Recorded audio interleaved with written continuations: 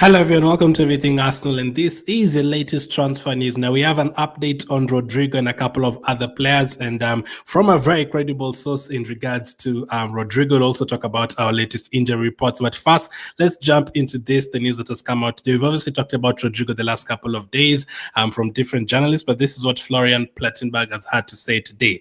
Breaking: understand Arsenal are now seriously considering a transfer for Rodrygo. Talks have begun behind the scenes. The 24-year-old is a potential departure candidate at Real Madrid. It's difficult, but Arsenal are currently exploring all options for a possible transfer deal on. So, obviously, as I said, the last couple of days we've talked about yesterday's video. We were talking about Rodrygo and Real Madrid wanting around 80 million for him. Is that a deal that would be possible for us? It's a report that has been reported by a couple of credible journalists, so it's definitely something that is serious. Now, for a player like Rodrygo, the thing is, we are going to know whether we're going to sign Rodrygo or not very, very soon. You're not going to have to wait until July or August. Why? Because there's a Club World Cup coming up very soon. Real Madrid are competing in that. They're getting Xabi Alonso as their new manager soon. So if Rodrygo is featuring in that Club World Cup for Real Madrid, that potentially means he's not going to be leaving, because that runs all the way to July, and you'd expect Real Madrid to go further in that competition. So I don't think he would be leaving after that if he plays in the Club World Cup for Real Madrid. And also the new manager coming in, I think he will decide whether he wants the player there or he doesn't want him. So if they're going to be signing replacements, then that shows you that Rodrygo will be leaving. If they don't sign any replacements, that kind of shows you Rodrygo will be staying. So that is just the first reason, the Club World Cup. Number two, it's not going to be Arsenal only that want this player. So by the time we get to the middle of June, we're going to know whether we are the favorites to get him or not. Because for a player like Rodrygo, you'd expect Man City to want him, because I do think Man City need a winger, because the likes of Doku and players like that have been okay, but I don't think they've given Man City enough end product, say with Savinho and players like that. So you'd not be surprised to hear that Man City want Rodrygo. Teams like Bayern Munich would want Rodrygo. Chelsea, have been mentioned, although I've seen reports they're saying Chelsea are not seriously considering him, but they're in the conversation. Who knows? Maybe a Liverpool will be in the conversation. So Bayern Munich, Dortmund, like there's so many teams that would want Rodrygo, because this kind of player doesn't always become available. Now, I'd expect 6 or 7 teams to be interested in him. So if we hear that Arsenal are favorites by the middle of June, then we can be a little bit confident. But if we hear that, okay, Man City have now started discussions as well, and Rodrygo's already talking to Man City and all that, then he'll be a little bit concerned. So I'm sure by the middle of June, we'll get to know whether this player is going to come to us or not. And also the other part is, if we just hear reports on Rodrygo for the next 2-3 weeks, that means a very serious. But if it goes silent and then you start hearing, Arsenal are going for Nico Williams instead, and that is advanced, or Arsenal are going for Lookman instead, that is advanced, or Arsenal going for Mbeumo instead, that is advanced, I don't expect Arsenal to sign more than one winger. So if we show interest in someone else, or start piling up the deal or the pressure on getting someone else, then that will probably mean we're not going to go for Rodrygo. So we'll get to know about this very, very soon. He also says talks have begun behind the scenes. The 24-year-old is a potential departure candidate at Real Madrid. It's difficult, but Arsenal are currently exploring all options for a possible deal. So yesterday we said it's going to cost around 80 million.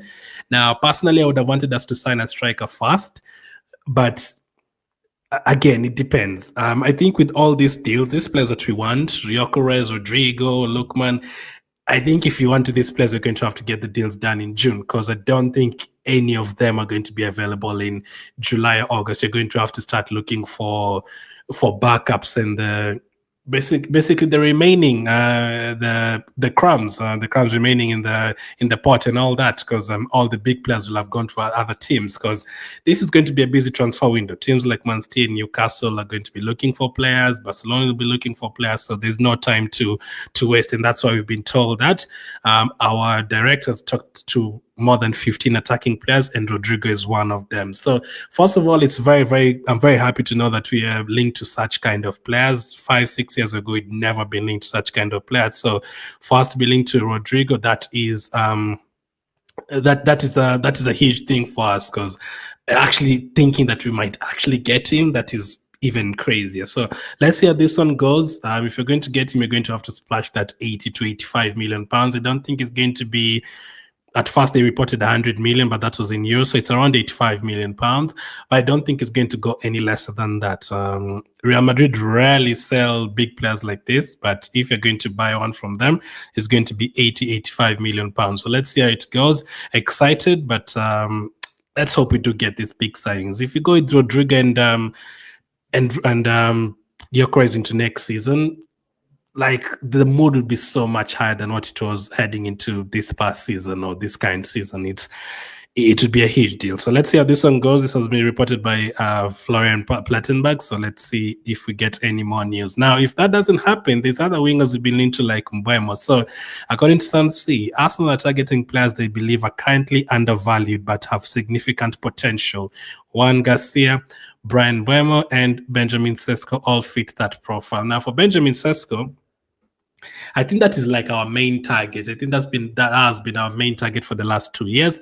We've been told Barta's coming and he wants Gyökeres more, but we had done a bit of groundwork on Benjamin Sesko.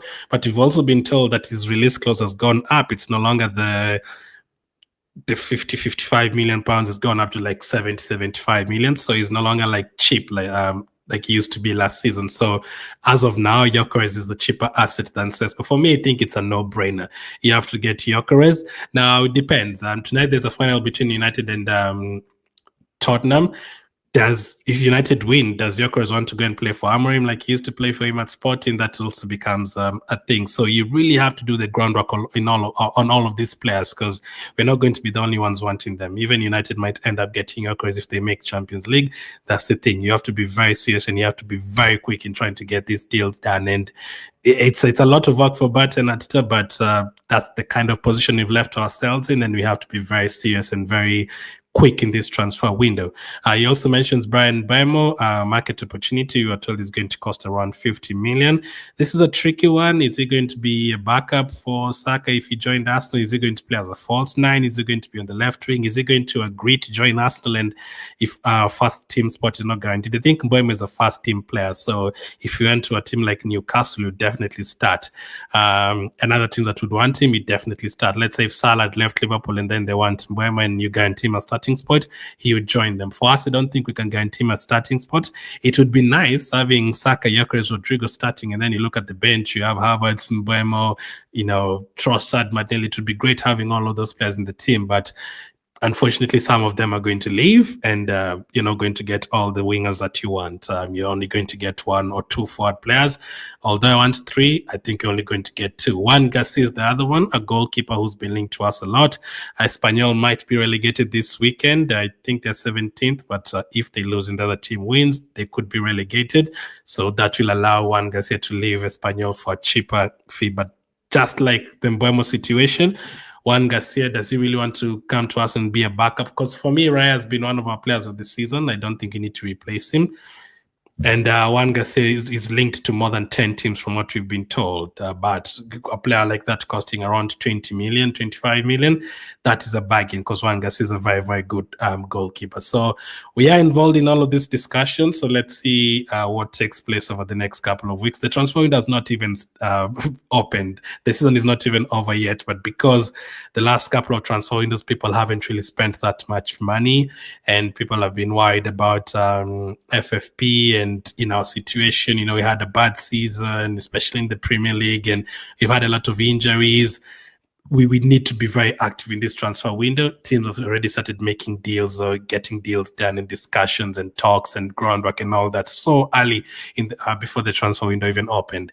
Speaking of injuries, it wouldn't be a day with Arsenal without speaking about this injury. So unfortunately, William Saliba was subbed off against Newcastle, and I was wondering why, but it looks like it's another hamstring injury for our team. William Saliba will miss Arsenal's trip to face Southampton on Sunday with the hamstring injury, but will only be out for a few weeks. Jurrien Timber had ankle surgery yesterday and will also miss the game. I just want this season to be over, man. Like, these injuries, like even Gabriel and Saliba have picked up hamstring injuries. It's crazy. Like, how many hamstring injuries have we had this season? We need this season to end very quickly, and I'm hoping Saliba. I think there's an international games after this season. Hoping players like Saliba don't go to play those, because I need these players to be rested. Timber, Saliba, I need them to have like a good 5-6 weeks off and come back for preseason fully fit. Because as of now, as it stands, Gabriel is injured. He's undergone surgery. Timber is injured. He's undergone surgery. Saliba is now injured. Tomiyasu is injured. He's undergone surgery. Those are 4 defenders. Tien is going. That is 5. And Zinchenko might go. That is 6. So at the moment, you only have like 2-3 fit defenders. And that is a Calafiori who's come back from injury. That is a Ben White that has come back from injury after surgery as well. So the only defender who had fit the entire season there is Kivio. That is a problem. You go into midfield, part of the situation with this contract. Mendy hasn't joined us yet. The transfer window hasn't opened. Jorginho is leaving. Odegaard hasn't had the best of seasons. He had an injury as well. Havertz just came back from a hamstring injury. Saka just came back from a hamstring injury. Trossard, Martinelli, we're not sure about their Arsenal futures. Like, it's a lot to do. As you can see, we only have like 3-4 guaranteed people. We're like, okay, they're going to be here, they're ready. Declan Rice and a few others, David Ryan, those players. But everyone else, either they have an injury, they're coming back from injury, or they have a contract situation. Even Trossard himself has a contract situation.